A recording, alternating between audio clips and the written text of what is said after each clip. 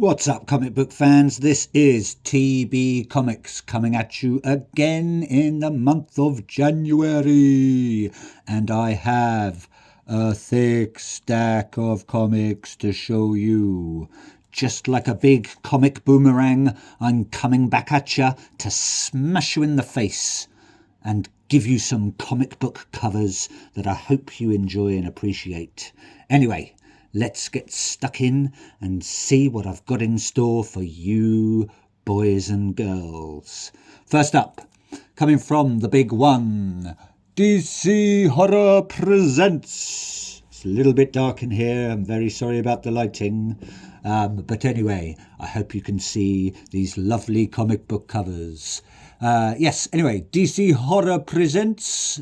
As always, I'm not sure what it's presenting, but I'm going to assume it's these two trepidatious tales of the capricious Catwoman and malnourished matter-eating lad.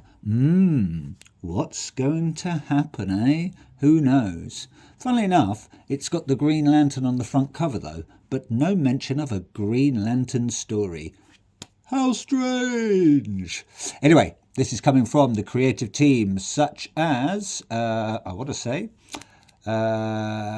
Oswalt, Jordan Blum, Brendan Hay, Steve Kostansky, Danny Earls, Logan Fairber, and Joe Canola. So thank you very much, creative team, on that one. Oh, just going to move it for you a little bit. Don't want it to, not getting into view. There you go. Anyway, it's either too dark or too light. Just can't get a happy medium, can I?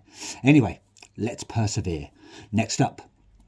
Oh, by the way, that is cover A coming from Tyler Crook. Thank you very much, Tyler Crook. Apparently it's a connecting cover. Not sure what it's connecting to unless it all bleeds into the other four. I've read the first two anyway and really enjoyed them. Nice short stories. Quite graphic actually for DC as well. You don't normally see a lot of blood and guts in DC unless it's a black label. And this isn't a black label. So what gives? Maybe they're pushing the boundaries. Anyway, next up we have from Mad Cave Studios. Thank you very much, Mad Cave. We have a Gatchaman, issue number 6. And this, I believe, is coming from Inaki Miranda. Again, I do like these Inaki Miranda covers. Very nice. Quite, what was it I said before? Oh, they're quite pastel, aren't they? Yes. Very chic and pastel. Very nice colours. Yes, very coordinated. Anyway, we've got our Gacha Force Science Squad team, whatever they're classed as. I can never remember now the whole thing. But yeah, I don't think we've got many issues to go. I believe there's a one-shot coming up soon called something about this Earth or protect this Earth. I can't remember anyway. I'll have to have a look at some point. Who cares, eh? Who cares? Well, I will when I buy it, but I don't at the moment anyway. But yeah, haven't read any of these yet. I think it's ending the run very soon and possibly might have already ended. So when I confirm that, I will get stuck into these. Hopefully they will be a fun read. Next up, we're going to go to Boom Studios, Kaboom, and we're going to have a bit of In Bloom, On Boom, and this is In Bloom Part 2.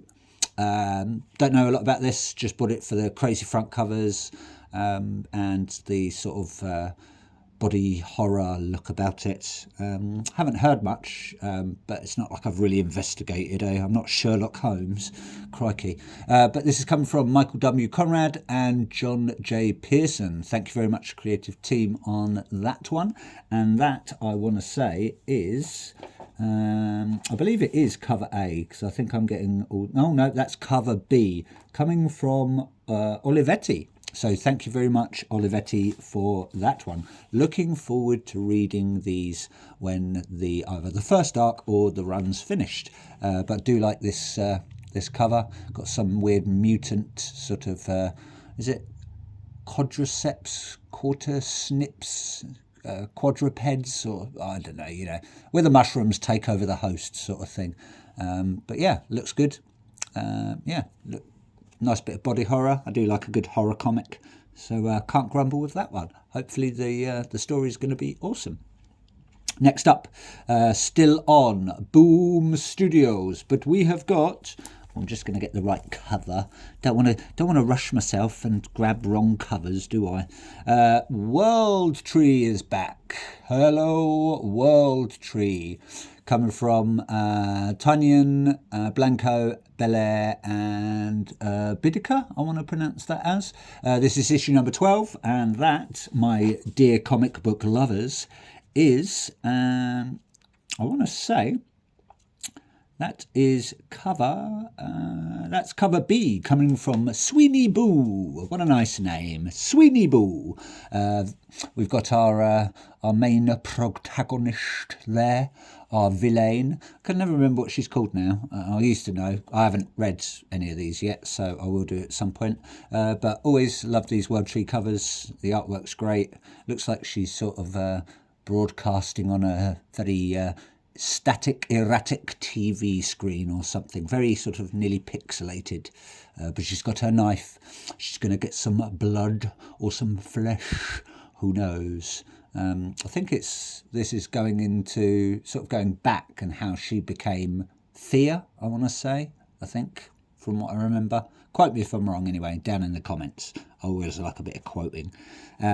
Also, we have got another cover. That cover there, I want to say, that's a variant cover, and that is, I want to say that's the, I think that's cover D, come from Puppeteer Lee. So thank you very much, Puppeteer Lee. That's an awesome name, innit? Puppeteer, like it. Next up, we also have another variant there. I think that's the one in 25, and this is the one in 10. I might be wrong. It might be the other way around. Who knows? Who cares and all that stuff? I do, because I bought them, obviously. But that is coming from, that's cover C, coming from Aaron Ekman Lawn. So I would say that is the one in 10, and that is the one in 25. Lovely covers. There she's doing some nice little dancing with her swords, maybe she's on like Britain's Got Talent, and she's doing a little bit of sword juggling or something like that. But yeah, she's all inked up. She's nearly got her particulars out, eh? Who knows? I don't know. What's she like, eh? She doesn't let nothing slide, does she, eh? Strumpet. Yeah, do like this one. Very sort of very nouveau riche, I would say. I don't know, I'm just like making up words. So, but yeah, we've got some old TVs there. Maybe she's a bit of a TV collector. Maybe she used to work at Rumbelows or something. But very nice covers. I heard, fun fact, don't know if it's true though, but it's definitely a fun fact that James Tunyon is called Tiny Onion because actually he used to like eating pickled onions only when he was creating his work. That's all he'd ever eat when he was sort of, writing and creating and coming up with new ideas. They said that the pickled onion used to give him inspiration. Definitely a fun fact. Don't know if it's true or not, but possibly. I'll have to ask Tiny Onion when I see him, maybe. Next up, anyway, coming out on Image Comics, we have part of the Ghost Machine series, issue number 3 of Hyde Street. Can't wait to get stuck into this. I'm going to wait until either the first arc is done or the full run's complete. But yeah, people are raving about this. Love this cover. I believe this was, I want to say, let's get my little notes because I don't want to sound stupid. You know what? I don't even know. Oh, there we go. Here we go. It's that is cover A coming from Ivan Reese and Danny Mickey. So thank you very much, creative team. We've also got Jeff Johns, Ivan Reese, Danny Mickey, Brad Anson, and Rob Lee. The same old gang, eh? You know, still writing, still creating, still drawing, still colouring, still lettering, and all that lot. But yeah, very nice cover. We've got I think it's called Mr. X-Ray, and the weird, creepy kid who's like a Boy Scout. Killing poor Santa Claus, eh? And his reindeer, by the looks of it. Poor Santa Claus. That's it. Christmas is cancelled. No more Christmas, thanks to Mr. X-Ray and the demonic-looking Boy Scout. Looks like they've chopped off Santa Claus's head. Make a nice little present for someone, eh? If you're into that sort of thing. Next up, still out on Image Comics. I was very happy enough to get this today in the post. Yay! It is the very nice glitter variant. I don't think you can really see that it does sparkle. Believe me, when it catches the light, it sparkles like a diamond in the rough. But yes, it's the Lucky Devils. Who's a Lucky Devil? Come from the creative team as 8 Billion Genies. That'll be Charlie Soule or Soul. Again, if I pronounced that wrong, my apologies. And Ryan Brown. Still issue 1. Issue 2 will be out in, I believe, February. Around about February something, maybe the 26th over here in the UK. But yeah, can't wait to get stuck into this. Heard good things, people are raving, but we shall see. The proof is in the pudding, or in the pages, as it be. Now we are going to Epitaphs of the Abyss, issue number 7, I believe. Yes, 7. We've got Terra still, and we've got a very nice Lee Bermejo cover. Do love his artwork. I hope you can see that. Sorry, my apologies, it's a bit dark. We've got some weird, sort of creepy, octopusy type monster bursting in. We've got our two victims there, about to fall prey to his tentacles. Maybe he just wants to give them a nice moist hug. Maybe he wants to rip their limbs right off because he is a flesh-eating monster. Who knows? But yes, do love Lee's work as always. Can't go wrong. I really wish he'd do some more interior artwork. I think he did a really good one. Was it the Joker? I want to say with Brian Azario, which was really, really good. Did love the artwork on that, so fingers crossed, eh? Who knows? But yeah, out on EC / I think Oni Press, from what I can remember. But yeah, hopefully it'll be a good read once I've collected the rest.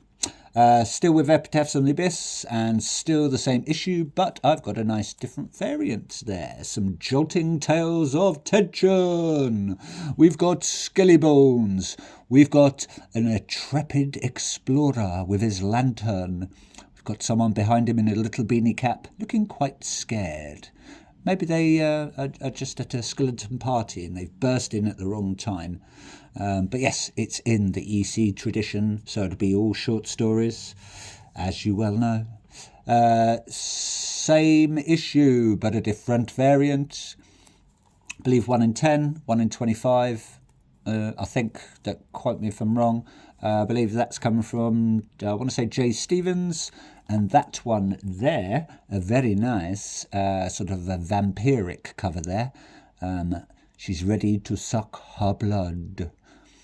These ones have already sort of half turned as well. It's disgraceful, isn't it, what these vampires get up to, eh? Just can't leave this poor woman alone. All she was doing a bit of sewing, maybe reading a little book afterwards, having a cheeky gin, and in these vampires come, bursting into her house, ready to suck her blood. Oh, I don't know. What are they? Like blood donors from the OK Blood Donor Vampiric Day Corral or something? Disgraceful. But yes, that one is coming from, I want to say, that will be from Jolly Jones. That's the black and white variant, and that is cover D. And the one before that was, yes, it was the J. Stevens cover C variant. So thank you very much, creative team. You are very much appreciated. Still with the EC tradition, we have another variant. This will be the one in 50. I've shown you these before. Not a major lot going on in these covers, but I'm just collecting them because I'm a bit of a collecting person, if that's not the word I'm looking for.